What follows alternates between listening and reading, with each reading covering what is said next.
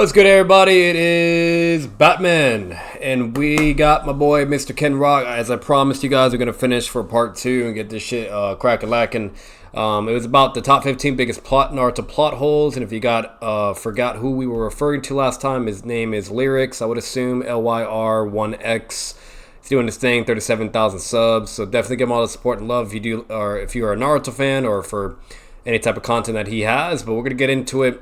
With the previous reaction that we had, just gonna kind of recap. It wasn't that pretty for at least for me and Ken. There's most of the things that he was considering a plot hole. What he was doing, it's just like it was just blatantly, just not like at all. Like it wasn't even understandable to even be a plot hole in my opinion. Like there's some that it's like okay, I get what you're saying, like sure, whatever, or there could be. Or it could just be like blatantly a plot hole, but then you got the ones where it's like, oh, that's completely fucking nonsense, you know? And that's what the majority of these have been this whole time. Like, they're like, I think there was only like probably one, which was like with the whole Sasuke thing, that was at least, I was like, not that, you know, really, I didn't really give too much, you know, or shits about it because it was like, whatever, you know, I didn't really know that much, so I was like, whatever. But either way, so it failed miserably because you guys don't already know we're doing the transfer pass system for Naruto reaction videos moving forward, and it was definitely trash. So it is what it is. You know, nothing but love for the guy, but you know, it's just not it for me. And Ken's had his disapprovals as well, but we're gonna get this started. We're gonna finish the rest of the video. We're at the halfway mark, and hopefully we don't have to pause as much either. But yeah, it was bad. It was fucking bad. But anyways. Help Naruto in dire situations when he could potentially die so that he could continuously weaken the seal to the point where he would eventually be free of Naruto. Now the question is, why did he help Naruto instead of letting him die so that he could be free by being reborn? Now for those of you who don't read Naruto, you might say, well, when the Jinchuriki dies, the Biju dies as well. Which isn't really true because we have always been told that death is never eternal for a Biju. And if a Biju does die inside of their Jinchuriki, their chakra will just reform somewhere else in the world. Now keep in mind, this just recently became a plot hole because of the Boruto series. Even the Raikage said that if he were to kill Naruto, the Nine-Tails would eventually be reborn. Now the main reason why this was not a plot hole was because the other half of Kurama was sealed within the belly of the Reaper. Kurama was the only one who knew half of him was sealed within the Reaper's stomach. So it's possible that Kurama thought that if he dies, he wouldn't be able to reincarnate. And I will say, that is a very plausible debunk. But in chapter 8 of Boruto TBV, Kurama states that death is never eternal for a Biju, and that even if their soul is extinguished, a kernel of them will sprout somewhere in the world and they will be brought. Yeah. I haven't seen Boruto, so in his defense, I can't really, but Ken will have to say. Oh no, it's not a plot hole at all. So, are you okay with some slight spoilers? Negative. If it's Boruto, no. But what's it called? Here, I'll send me a DM. It's not really a spoiler, considering the panel that he has on, or at least it's not one that at least isn't already. Is it about Nine-Tails? Is it about the Nine-Tails? Okay, yeah, I already know that spoiler then. Yeah, it's not. Yeah, you're good. Yeah, alright. Because that's clearly what he's referring to. Yeah. But I mean, that doesn't make a plot hole, but realistically, it's one of those things where just because you don't stay dead, it doesn't necessarily mean you want to die at all. So realistically, it might be one of those things where he just thought it was just more beneficial for him to just slowly break the seal and then come out like that, because realistically, it could just be one of those things where it takes a lot longer to reform. So we don't know how long it takes for Biju to reform. No, absolutely, I agree with that. Like, one thing I'm not really following with what he's trying to get with this being a whole plot hole is it was stated several fucking times that if a Biju dies, that they will reincarnate. And that's always been a fucking thing. So I'm a little confused where he's trying to get at with all this. And then, and he mentioned in the beginning that, it's stupid for Kurama just to, do the long route and weaken the seal whenever Naruto, is in dangerous situations or pissed or whatever. That's just dumb. He should have just let Naruto die, and then therefore, now he reincarnates and he's back. That's the plot hole. Is he's trying to say, the Nine-Tails is trying to get free, so it would have just been easier for him to let Naruto die. But that assumes the plot that the way that he's going is even a longer route. For all we know, him reincarnated is would have been even longer, exactly, because we don't have that much information when it comes to the reincarnation of it. We know it could take several years because when Naruto lost Kurama in Boruto, what's it called? a whole fucking time skip had to happen for eventually his daughter to be the next one. That's what this is basically all about.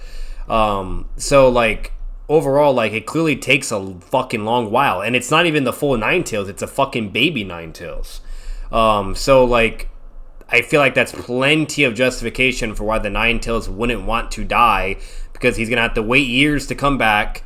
And then he's gonna have to start literally from level 1 to then eventually get all the way to where he was before, because fucking he's literally a baby and he's not even like the full size of his previous self. So like in my opinion, there's a lot more negative incentives to not, just let the guy die and and then like wait and all that. Like that's kind of really fucking stupid. So like again, like the Ninetales, he was a pretty smart dude. Like he wasn't a dumb creature. He did things always for a reason. So if he thought it was more beneficial and more logically justified to do it, the way of how he was doing it in the series, again, like I feel like that's fine. And he's kind of going into like a lot of interpretation territory, and all because you could have a different interpretation of something as well. For one, doesn't mean you're correct, especially if you don't have enough substantiation to prove that interpretation is correct. And two, most importantly, interpretations have nothing to do with a fucking plot hole. So again, I don't know where he's getting with all this. I don't see how he's trying to call this a plot hole when like everything that happened in Naruto, it just happened. It's consistently stated how it works from fucking part 1 to Shippuden. The Ninetales did that. So there's tons of consistency. There's not even any inconsistency. And if you actually analyze it as a whole, it would be the opposite. Even worse for him to do what he's claiming what Kuruma should have done. And again, even if he was right on that, that's not a plot hole. That could just be someone. For this to be a plot hole, he kind of have to take in and assume that there's like some sort of benefit over letting Naruto die rather than doing the just break the seal route. Yeah, exactly. Like that makes no fucking sense. Like.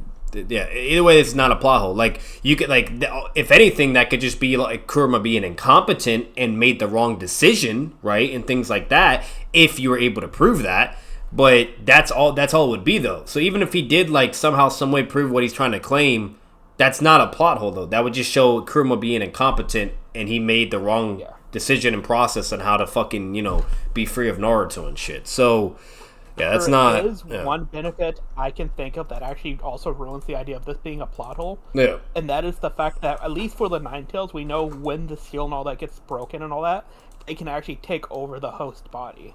And since we know technically a Jinchuriki is stronger than like an individual Biju, he would actually be stronger if he were to take over Naruto's body. Yeah, there's a lot of statements for that as well, because Jinchuriki's... he doesn't to Kushina. Yeah, exactly. You know what I mean? So, like, that's what I'm saying. So, overall, like, there's just a lot of positive incentives for Kuruma to do it the way he was doing it, And it was only a matter of time. The seal was weakening and weakening and weakening to where more of his power is coming out.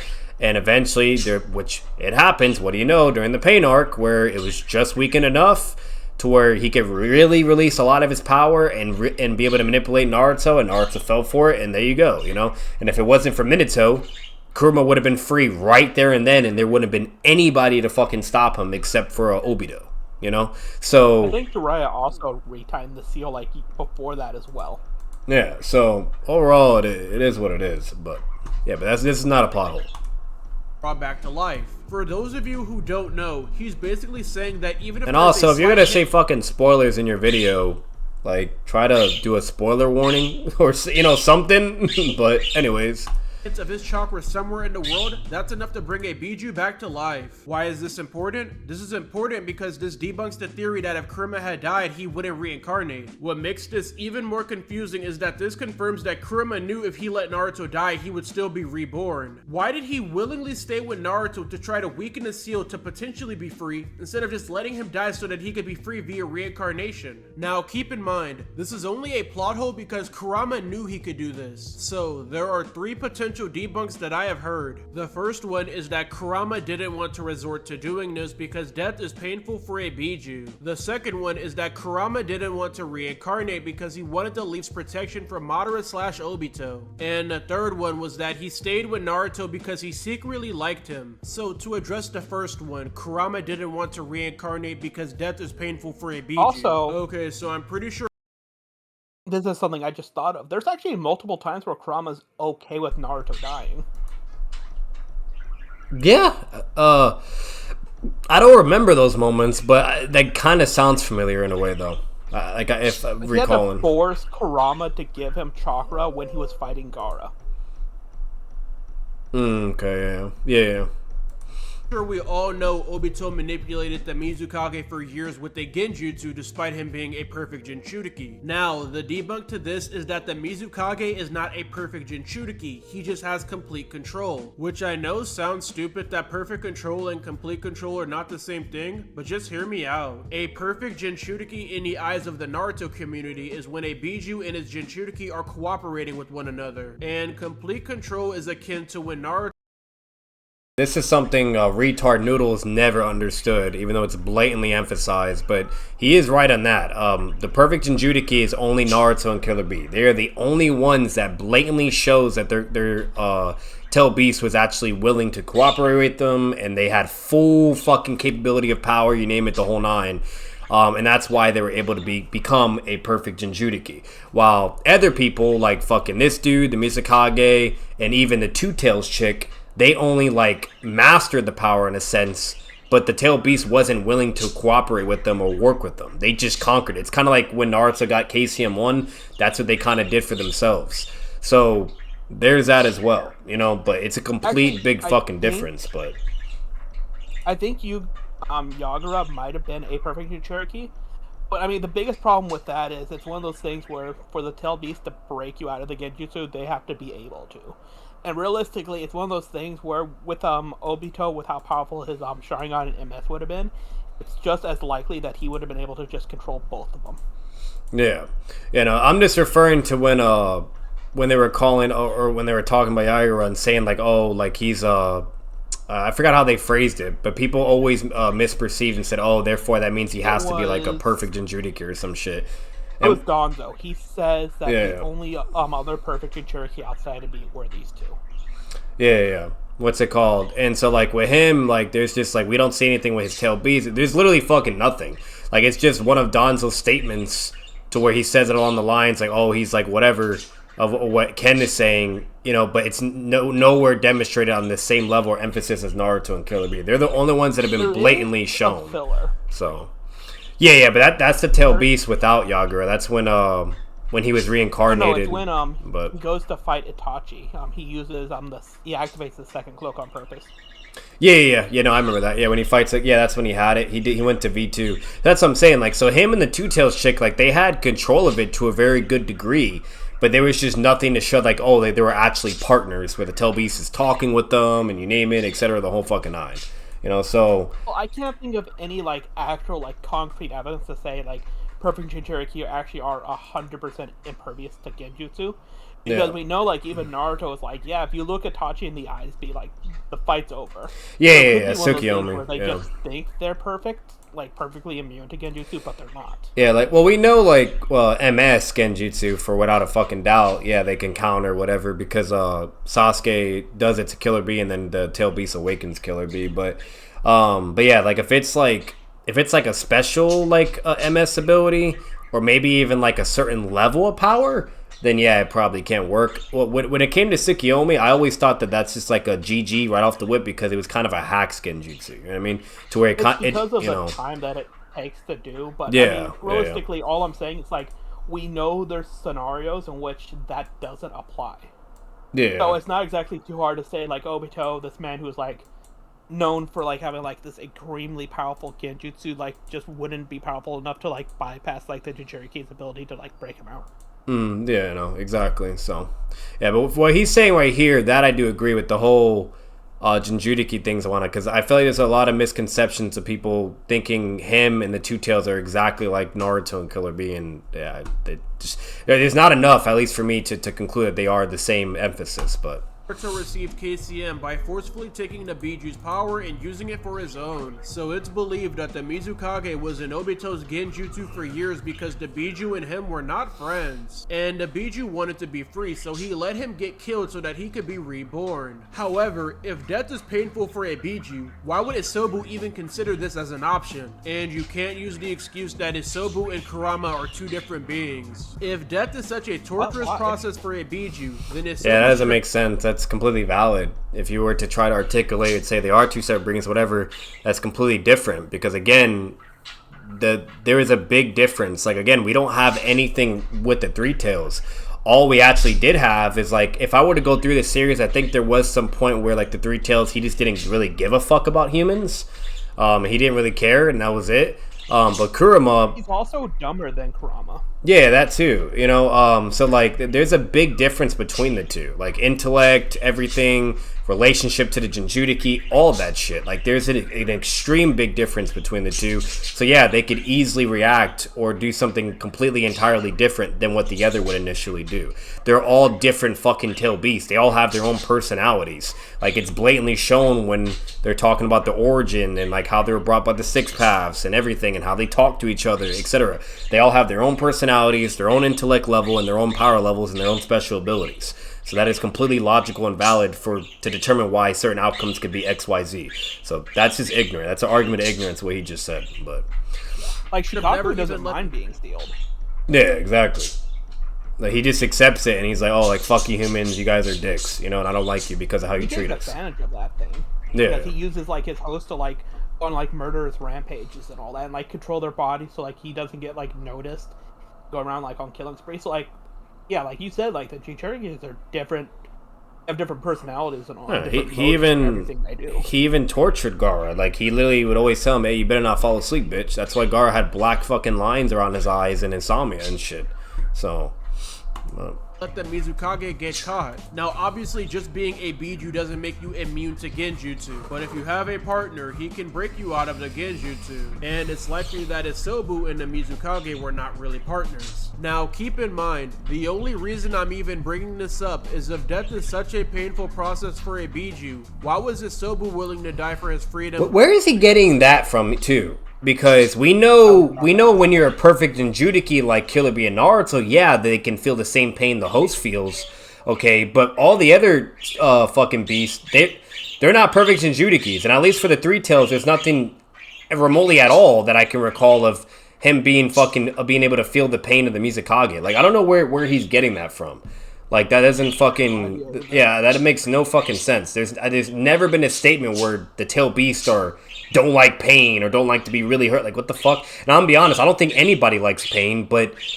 Bro, they're fucking tail beasts. Do you know how many goddamn times they've been in fights and taken, you know, whatever fucking shit being thrown? Like, bro, they don't give a fuck. They probably have a very high pain tolerance, too. You know, so... I don't know where he's going with all that. Especially the third tail. The Three Tails is defense. specifically on a defensive. Yeah, he's a fucking turtle, bro. Like, so I don't know what the fuck he's on about.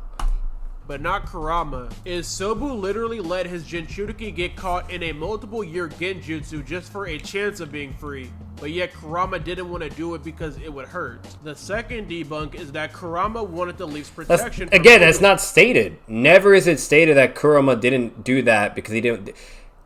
Instead, it's to the whole other contrary, where there's tons and tons of statements of what his plan was. He already decided what he wanted to do in Naruto. So again, I don't know where the fuck he's getting that information from and where he's going with that. Again, there's also multiple times where Kurama, like I pointed out, was like willing to let Naruto die.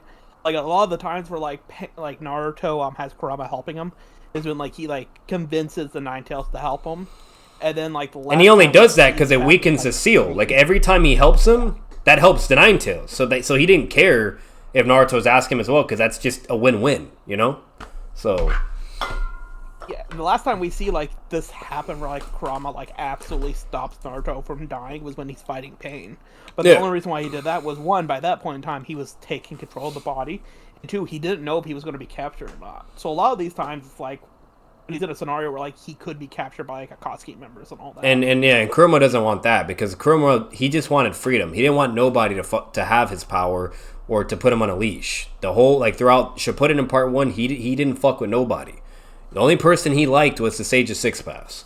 So that's why he joins up with Naruto towards the end, was so that like Madara can't like do that to him. Yeah, and he figured better help Naruto than Madara. Exactly. He's like, either I'd be utilized as a weapon and have no free will and be captured by Madara, or the one dude that hasn't given up on me and always try to acknowledge me and even calls him by my name, at least give it a shot with him and maybe bond with him and, I don't know, give humans a chance, you know? So like, again, I don't know what the fuck. This is complete ass. Is valid either. For years, Kurama has been slightly chipping away at Naruto's seal, tempting him, edging him on, all for a chance of him being free. Now, exactly. I want all of you to you use just your debunked yourself. Real quick. If Kurama wanted the leaf's protection, why was he trying to be free of Naruto when Naruto is the reason why he has the leaf's protection? If Kurama took over Naruto's body, the Leaf Village or any other village for that matter would just be trying to capture him and seal him within the next person. Huh? He would have the Leaf's protection regardless if it was at Naruto or not. Yeah, it doesn't matter. He's a fucking... The Leaf isn't going to let, like, any of the other villages get him. Yeah, no. Like, and no matter what, like, fucking... He's a tail beast. He's seen as a weapon. He's always going to be a target. If anything, it's actually the opposite of what this dude's claiming. He would be the safest in Naruto, or at least would have some sense of freedom or whatever, tremendously better than being completely out of Naruto. And it's actually more beneficial because with Naruto, since he's in him, nobody's going to fuck with the village because they're going to have to go to war with the village, with the Leaf, or invade and blah, blah, and that's just too much risk, etc., etc. But if he gets out of Naruto and now he's just who knows where, now he's technically more at risk of being captured by some other fucking shinobi or a whole village trying to capture him or seal him, you know? So if anything, I feel like that would actually be the opposite. Like, that doesn't make any sense. The only thing the Ninetales wanted was to break the seal, get out of Naruto, and just fuck up the Leaf because of everything they put him through. Like, he didn't want to be controlled like that, whatever. And yeah, he did want freedom as well. But when it comes to the whole thing of like if he'd be more safe or not out of Naruto or in, that is completely wrong what he's getting at. There's way more negatives than, you know, him not being with Naruto for that point in time being. So, especially when he's also aware that the Akatsuki are after him. So why in God's name? You know what I mean? Like he's seen Itachi, you know, you name it, the whole nine. He's seen the Masked Man. He knows about that dude. So he knows there's people that can control him and take him immediately. So that doesn't make sense. So since he was trying to be free, that must mean that he didn't need the Leaf's protection, or he didn't want it. And the third debunk is that Kurama didn't let Naruto die because he secretly liked him. Who the hell even thinks that this might even be a possibility? Now, even if we ignore the fact that Naruto has the evil half of Kurama while Minato has the good half, Kurama and Naruto were not friends. He hated Naruto for a majority of the series. Kurama viewed Naruto as another corrupt person abusing the Biju's power for their own selfish gain. So I'm sorry, but none of these theories cut it.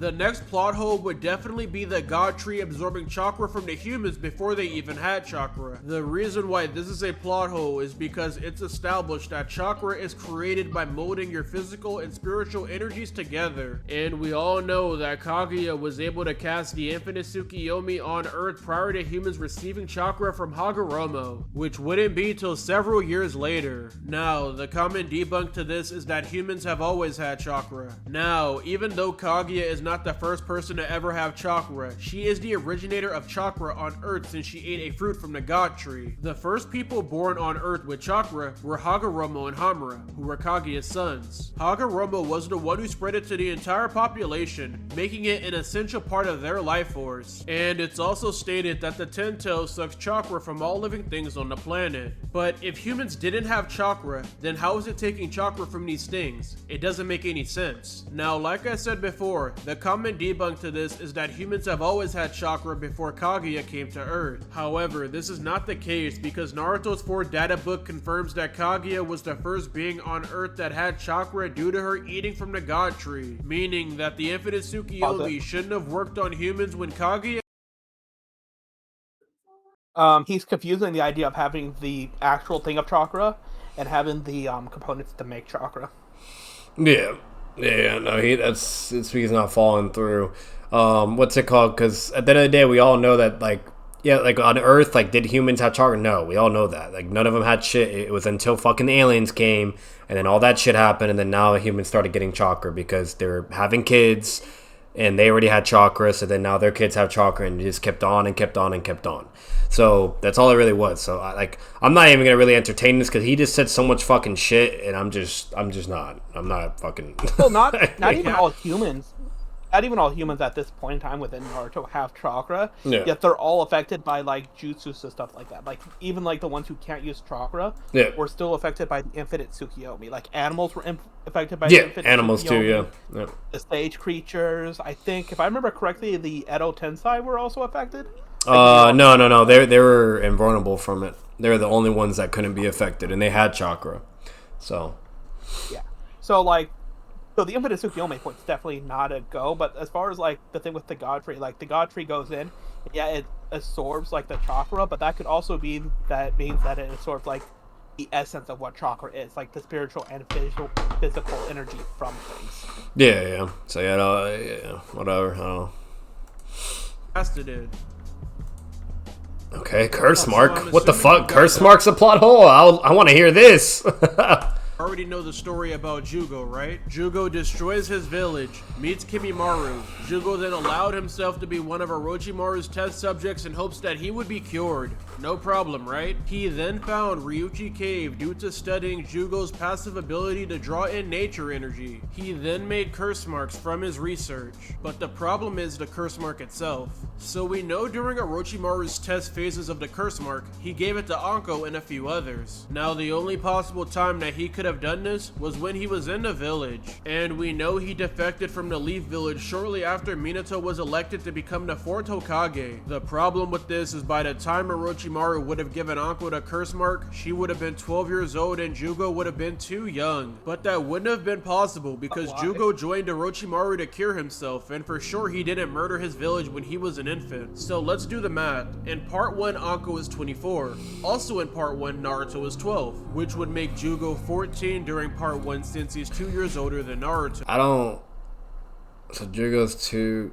See, all these numbers and shit, I don't like this shit because this how I'd have to really do my homework to fully confirm. But like, what's pissing me off is I'm already hearing like a lot of assumptions with certain things too, and that I don't like. Like you have to show the numbers. Like if you're gonna start trying to say, oh, this character's age is incorrect because of this or whatever, then show the fucking numbers. And then like show A, B, C to connect to why this shouldn't be that. And he's not doing a good job of that. He's just saying a bunch of shit and then now showing people's ages. Like that doesn't really do much. But with the whole Anko shit, the only way this works for me is if he shows some sort of evidence that he couldn't have killed his clan. Like even if all this is right, he'd have to show some evidence that he didn't kill his clan when he was 4. Gotcha. Okay. Yeah. So like, yeah, this is one of the things I can't really get on because I would have to do my homework myself. So I'll just give him this at the end of the day. But when it comes to like people's ages or anything number wise, people have to be really careful with that because that's a whole other can of worms. So and then the problem with Anko is you don't really get a lot with her. You only get so much from the manga during part 1, and you only get additional information from the anime. So.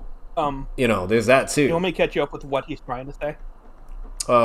Yeah, you can. I don't really like care that much for it because like this is, but basically he's saying he made the curse mark only because of Jugo and all that. Yeah. Jugo would have not have been able to join with Orochimaru to a lot later because of his age, and he had already given Anko the curse mark by the time she was like 12, 14. Yeah. So Jugo would have been too young to have joined him. So at that point in time, he shouldn't have been able to give Anko the curse mark because he shouldn't have it. Gotcha. Okay.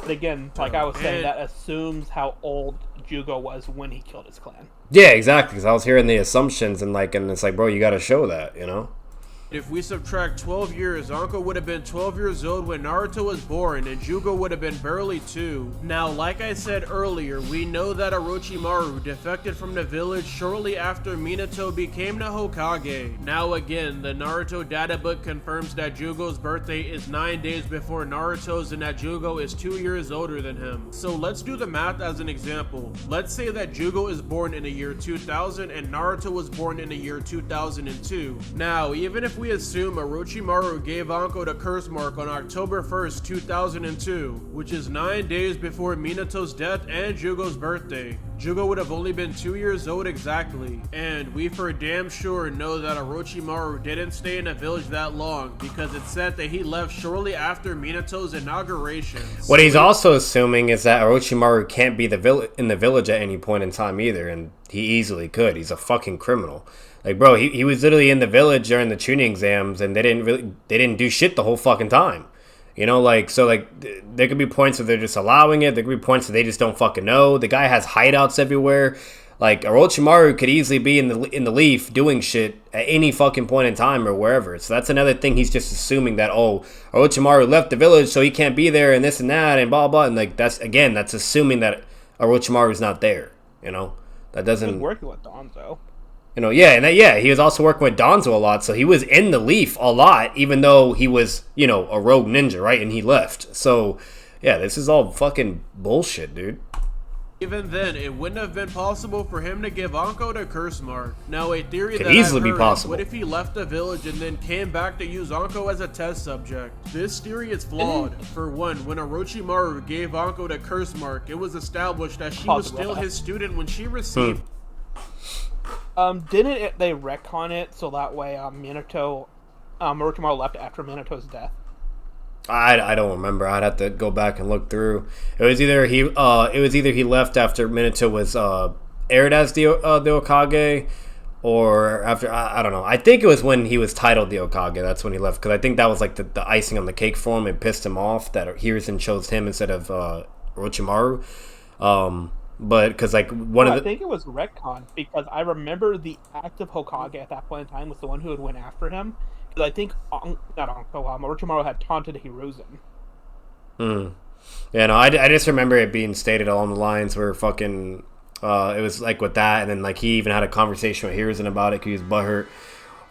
Because like the first thing that started everything was the death of his parents. The second was just seeing how cruel life was, and the third was Hiruzen choosing Minato instead of him, and like that was like what set him off. So, but I don't know. I would have to go through all of that. Did. Also, when he gave her the curse mark, it was during the trial period when he was testing it out to further his research. If he was simply testing out the effects of the curse mark and not trying to find a vessel, why would he risk going back to the village he defected from and risk getting captured or killed for the chance? Because he does it many times. Also, what do you mean? He does it with Danzo, you fucking name it, and do experiments. Like, what? I don't know, okay. So it's established that Orochimaru hasn't returned to the village since he defected, so the Chunin exams is the first time that he's been in the Leaf Village since he left. No, that's not true. What the fuck? There's many times he was actually there. It was shown in the manga and the anime. There was even the whole Kakashi Anbu arc, all that stuff, all the times when he's working with Danzo. Like, I guess he forgot about all that. So this plot hole is something that I saw from a creator called Daigo Knight, who I recommend checking out. Basically the plot hole is the amount of shinobis in the war. The allied shinobi forces are comprised of the 5 great ninja villages and the samurai from the Land of Iron. So if all nations are deploying an equal amount of combatants for this war, that would mean that each village would need to produce 13,333 shinobis. But we know that isn't the case because the Land of Iron is significantly smaller than the other major nations. So the actual number should be around 15,000, but we're using 13,333 as I don't care about this because this is all just nonsense to me. I really don't fucking care. That there's 7 that like Daigo Village. What was the plot hole? If we look at the Naruto, it's just something along the lines of numbers or with the war, blah blah, and therefore the numbers don't add up, yada yada. It's a whole other thing that's just too fucking contentious, and there's not enough information, whatever. But they just try to fucking look for something. How many shinobis? It feels like it's one of those things. This is already assuming Ninja like Academy. How many ninja each village would have sent. Like the Leaf Village, the Sand Village, and what's the other big one? The Stone Village are huge. Yeah, Stone, Lightning, Leaf, the Water Village, the Mist. Yeah, those are the main ones. I don't think the Mist one's as big, but I was thinking like out of the big ones, like the Sand Village has a big military, the Leaf Village has a big military, and I think either the Stone or the Lightning Village has a huge military. So they could have easily have been like a huge amount of like what those platoons were. Yeah. Well, we do know the Mist Village was one of the main prime nations. Like they were all known as like the big main countries, and everything else is just really small. But I get what you're saying though. What's it called? But yeah, I just don't care for all that bullshit because I remember when I saw it from Daigo's video and I listened to all of it. It was bullshit. So I'm not gonna hear it fucking again on fucking probably Look, I heard steroids. Daigo tonight and I immediately read it off. Yeah, exactly. Of how many 33 ninjas. However, in the Naruto data made the Ninja Academy. Now Naruto is 12 when he graduates. Let's say Ren Konoha Shinobi's is super deep in mind. Shinobi literally sure confirm their history. Now Konoha Yellow and This man's still on it. was able to Kakashi and Kakashi graduating the academy. Oh, okay. This is technically two plot holes, Kakashi's but age. since they're so narrowly connected, I'm going to count them as one. And it's how Kakashi was able to take the Chunin exams with Ren, Obito, and the others. The Naruto databook confirms that Kakashi and Obito are the same age, and during Kakashi Gaiden, it is revealed by Minato that Kakashi's dad died 5 years ago. It's heavily implied that Kakashi's dad died prior to him graduating the academy, meaning that Kakashi would have been 5 years old when his dad died. This also means that Kakashi and Obito should have been 10 years old during Kakashi Gaiden. Well, no. In Naruto's second databook, it is revealed that Obito was 13 years old when he supposedly died. That would make Obito 3 years older than Kakashi. But this would contradict the fourth databook that says that they are the same age. But what if Obito's age is just a mistake in the second databook? Then if we say it's just a mistake, then everything is fine, right? What's the plot? Well, no. Even if we assume that the databook was wrong and Kakashi and Obito are the same age, we know Kakashi became a Chunin at 6 years old. It was that they were the same age, and then another one was fucking saying that what Obito's age was, so therefore now Obito's older, and so therefore it's a plot hole, blah blah, because it's inconsistent or something. How? It's something to do with I age don't and like understand. the years, but I assume it has something to do with Kakashi's dad, but what was the connection? honestly, since this Kakashi is would have been like 5 when he died, and then he would have been like 10 in Gaiden. But I mean, that doesn't mean like they couldn't have been 13 when Obito died. yeah, no, since this is a whole a number thing, I'm not really diving too deep into it because whenever it becomes a number thing, that's just too fucking contentious. Like that's something you would have to really look into and try to confirm all the dots that they're connecting, basically, because that's the only way you can really attack it. You would have to know fully what's going on. So, like, I don't know if this is a number issue. I just don't think he's saying it properly because the way he's saying it is like all he's saying is like, oh, he thinks like what would like around the time that he would have died would have been 10, but I don't remember him saying anything that would have connected out. Just out of him saying like, oh, the offensive of Naruto Gaiden would have been like when he was 10. Yeah, But like that could have just been like a starting point. I mean, there's so many things that could have been, so I don't understand like how this is a plot hole. Gotcha. No, I get you. Now, I've heard of this one before, though. He's not the only one that's brought this up with the Obito and Kakashi thing. I think I could be wrong, but it's somebody that I heard it from. It was either Six or Daigo or fucking somebody. But people have brought this up a lot, though, the Kakashi and Obito shit. I'll look into it then. It in That both the doesn't- manga and the at least the data way book. he's saying In it. order to even Yeah. take the Chunin exams, you need to be on a team of 3. Kakashi participated on a team with No, you Ren don't. and Obito, but we can see in their data book entries that Ren and Obito graduated. Yeah, that's also not true. You could take it by yourself. Itachi did it, fucking, and so on and so forth. So yeah, that's not true. But the academy at 9 years old, so they couldn't have entered the Chunin exams with Kakashi when he was 6 years old if they were the same age as him. The only way that this would make sense is if Kakashi was 3 years younger than them, which would contradict the fourth data book that states that Kakashi and Obito are the same age. Some people think that Kakashi took the Chunin exams twice, but that doesn't make any sense. For one, why would he take the Chunin exams again if he's already a Chunin? And 2, why would they allow Maybe a he Chunin failed? to take the exams and compete against Genin? Not only that, but we can see that Kakashi gets a certificate for his promotion to Chunin, which means that he was a Genin before that because he obviously can't get promoted to Chunin twice. And lastly, we also see Kakashi, Obito, and Ren take the Chunin Wait, do exams we know with that more he people, succeeded the and first even time more in this problems scenario? arise. In this manga panel, Who, Kakashi?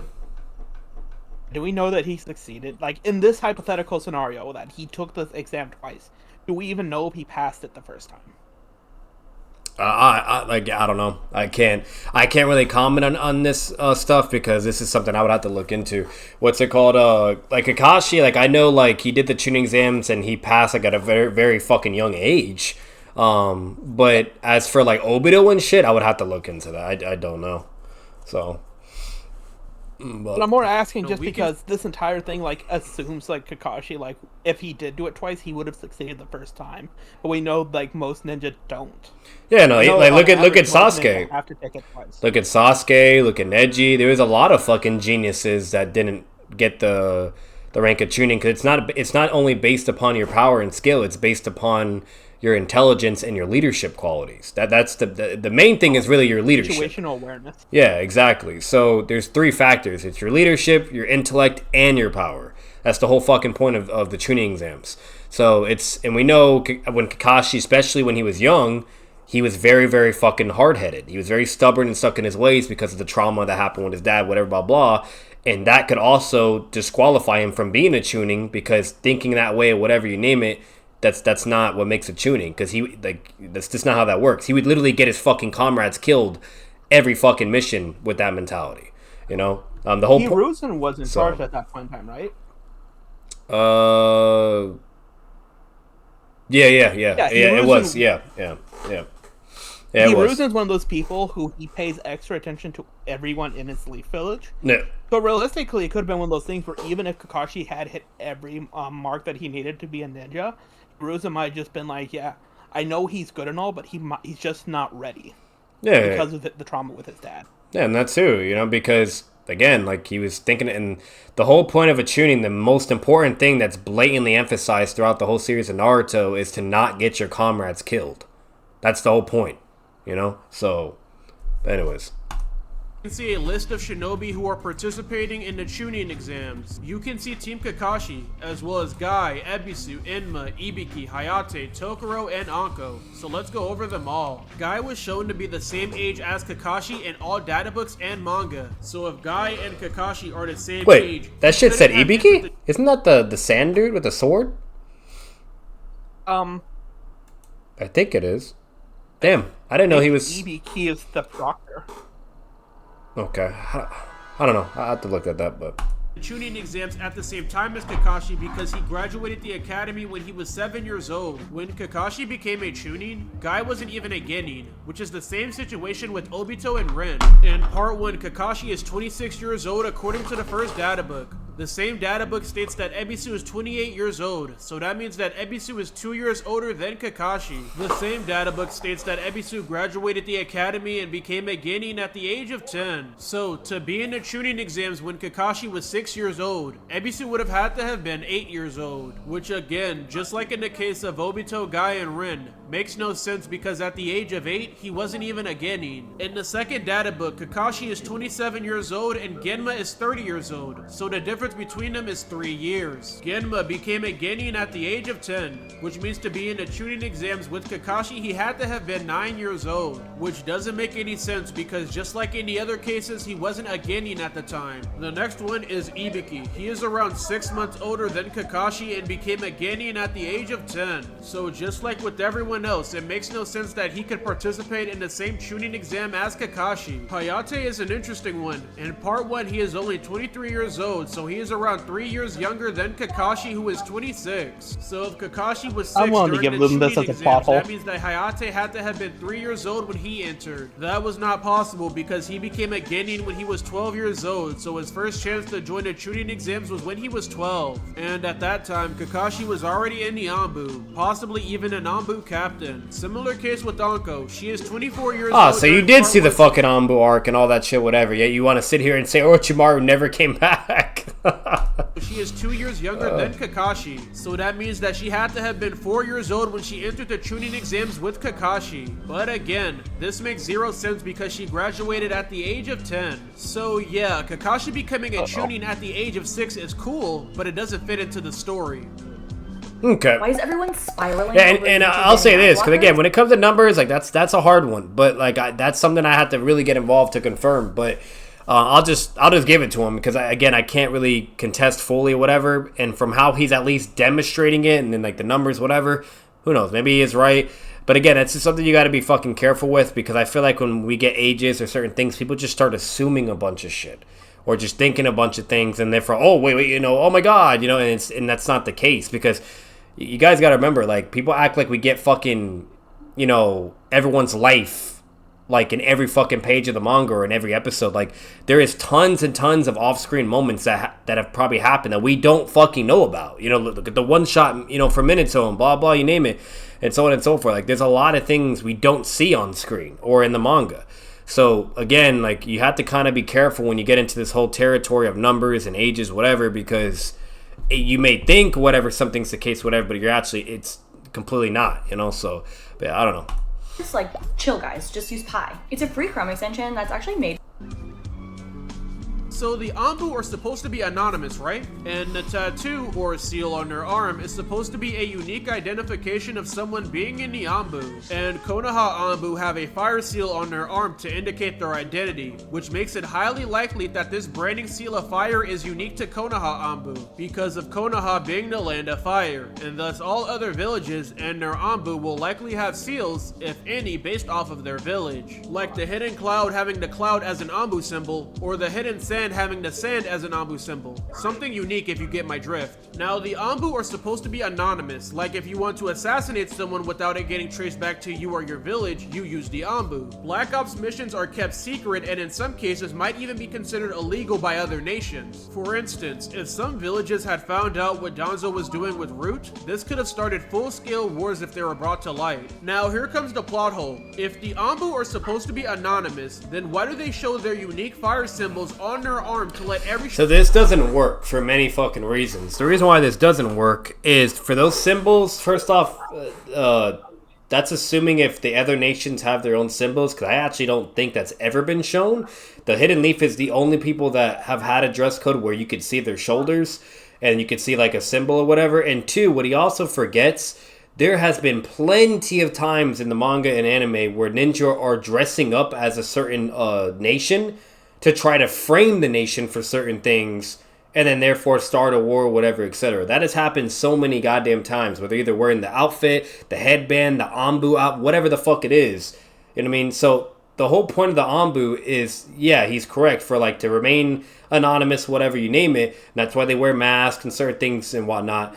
But all because you have a symbol doesn't mean therefore, oh, that could just automatically trace to Konoha and then that defeats the whole purpose. That's not how that works.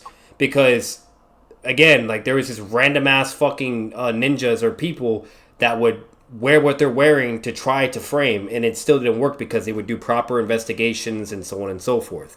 So, or it's just uncertain and you can't really know for sure. Like, bro, like that just doesn't make any sense. Like the whole point of them having that symbol is probably just to make it a little bit more easier for them to know whether they're potentially Konoha, but that doesn't necessarily mean they are. That could just be like a military type thing, like, oh yeah, Konoha, right? Yay, whatever. But that doesn't like mean therefore that's the ultimate factor of whether or not if like you're from a nation or whatever. People can transform, which is ninjutsu. They can literally transform to an Anbu person, so this doesn't disqualify or would be, better yet, what he's doing a plot hole. That makes no sense. But that's just me though.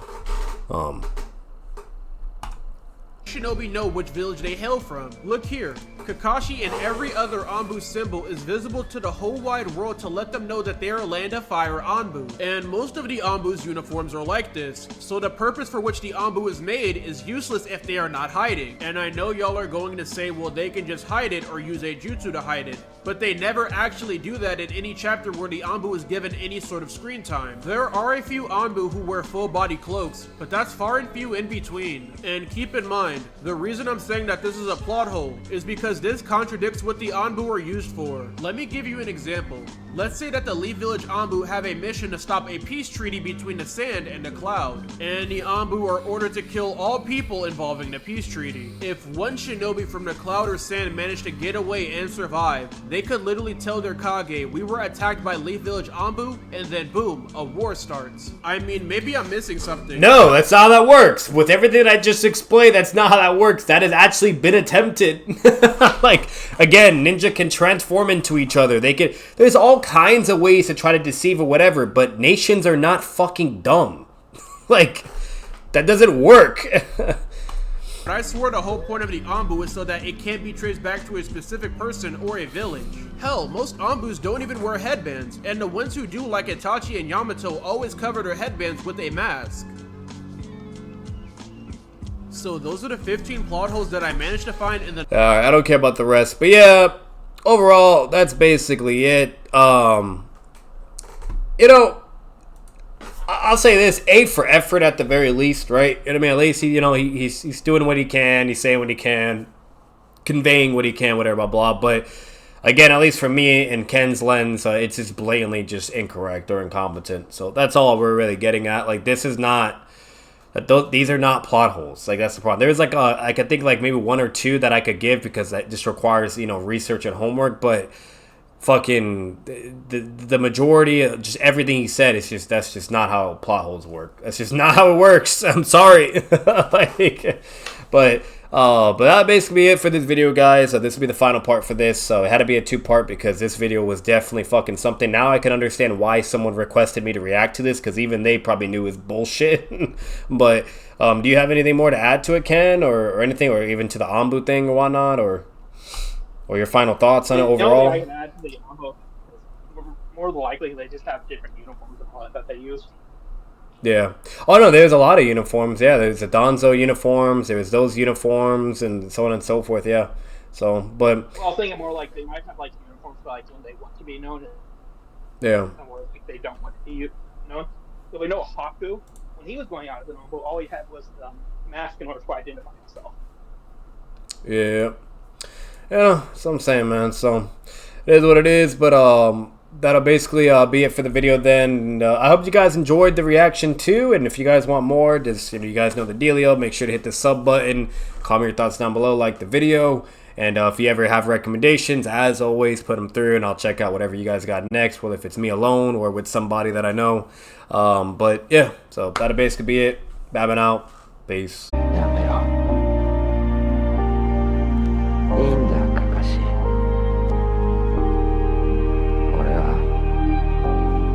ダメみたいだ。体の右側はほとんど潰れちまって感覚すら